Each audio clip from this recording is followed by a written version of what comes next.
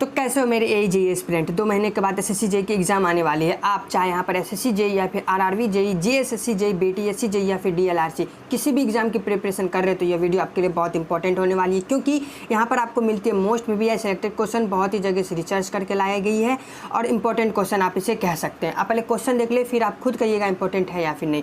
आप चाहे all exam AE और JEE की प्रिपरेशन कर रहे हैं, सभी के लिए ये वीडियो प्रिपेयर होने वाली है, ठीक है। सिविल इंजीनियर भी पढ़ सकते हैं, मैकेनिकल इंजीनियर भी पढ़ सकते हैं और फिर इलेक्ट्रिकल इंजीनियर के लिए भी है, पर मोस्टली सिविल इंजीनियर वालों के लिए, क्योंकि मैं खुद एक सिविल इंजीनियर हूँ। मैं आपको मोस्ट सेलेक्टेड क्वेश्चन यहाँ पर परफेक्ट करके लाया हूँ। हमारा पहला क्वेश्चन आ जाता है, separation of water, sand and cement from freshly mixed concrete known as.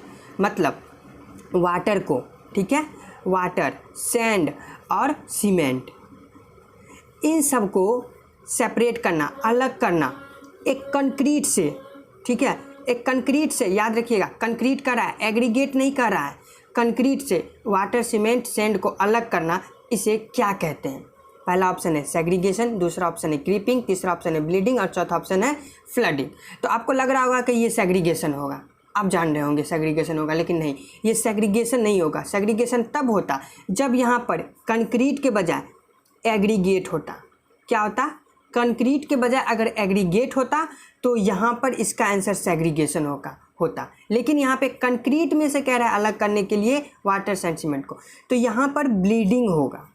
जी हाँ, ब्लीडिंग इसलिए होगा क्योंकि ब्लीडिंग का मतलब क्या होता है कि सीमेंट, ठीक है, और वाटर, एक्सेस वाटर हो जाने की वजह से, सीमेंट और वाटर में एक्सेस वाटर हो जाने की वजह से इन सबको अलग करना, इसे हम ब्लीडिंग कहते हैं। तो यहाँ पर कंक्रीट में से कर रहा है वाटर और सीमेंट अलग हो गया। हम सैंड को भी अलग कर सकते हैं, क्यों नहीं? अगर वाटर, सीमेंट सैंड के मिक्सर में सैंड ज़्यादा मिला दे तो वाटर सेपरेट हो जाएगा, सीमेंट और वाटर बह जाएगा, तो वाटर सेपरेट नहीं हो जाएगा सीविंग प्रोसेस से, तो यहाँ पे इसका ब्लीडिंग होगा। सेग्रीगेशन क्या होगा? अगर कंक्रीट में से हमको वाटर, सैंड, सीमेंट को अलग करने के लिए कहे तो यहाँ पर इसका ऑप्शन सेग्रीगेशन होगा।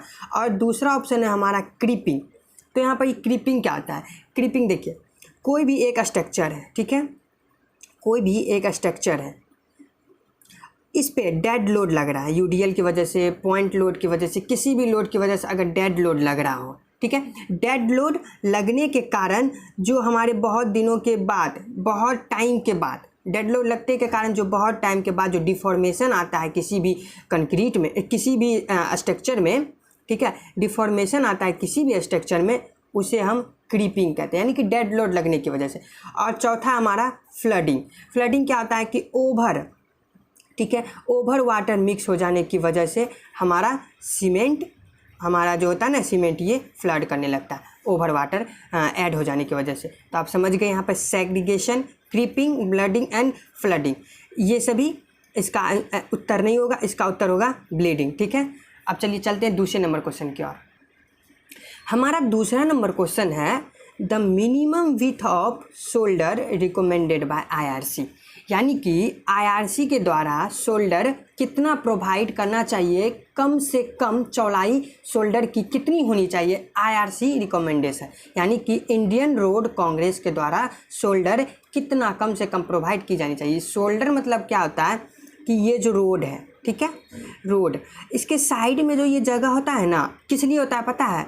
कोई भी गाड़ी ख़राब हो गया, कोई भी एक्सीडेंट हो गया तो ये हाईवे पे जाम ना लगे, इसके लिए ये शोल्डर एक्स्ट्रा प्रोवाइड किया जाता है, ताकि लोग यहाँ पर आ सके। कोई गाड़ी ख़राब हो जाए तो यहाँ पे उसको साइड में ला करके रिपेयरिंग वगैरह या फिर कोई भी एक्सटर्नल वर्क के लिए किया जा सके। लेकिन कभी कभी लोग इसे ओवरटेकिंग के लिए भी इस्तेमाल कर लेते हैं शोल्डर को, लेकिन मेन पर्पस वही होता है, ठीक है। तो वही पूछ रहा है कि IRC द्वारा शोल्डर कितना प्रोवाइड किया जाना चाहिए। ऑप्शन आपका है 3.75, दूसरा ऑप्शन है 7, तीसरा ऑप्शन है 2.5, चौथा ऑप्शन है 4.6 मीटर, ठीक है। तो 3.7 मीटर ये होगा, या फिर ये होगा, ये होगा या ये होगा? नहीं, इसका आंसर C होगा, 2.5 मीटर, यानी कि जो ये रोड है इससे एक्स्ट्रा 2.5 मीटर का यहाँ पे शोल्डर इस साइड भी और इस साइड भी प्रोवाइड होता है, ठीक है। IRC द्वारा ये रिकमेंडेशन है, दोनों साइड ये प्रोवाइड करना चाहिए हर एक्सप्रेस वे, NH वे या फिर डिस्ट्रिक्ट रोड में, ठीक है। अब रही बात, मैं आपको बताता हूँ कि इसकी डिस्टेंस क्या होती है।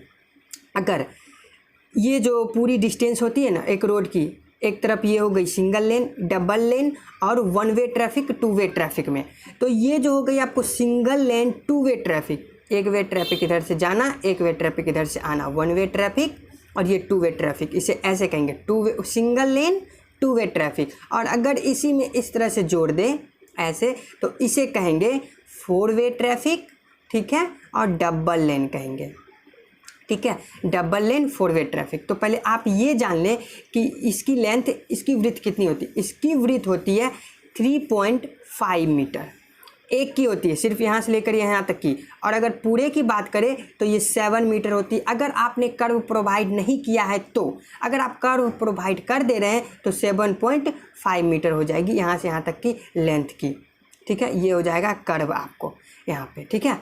7.5 विदाउट कर्व देने के बाद, और विदाउट कर्व की बात करें तो 7, और कर्व देने की बात करें तो 7.5 हो जाएगा, ठीक है।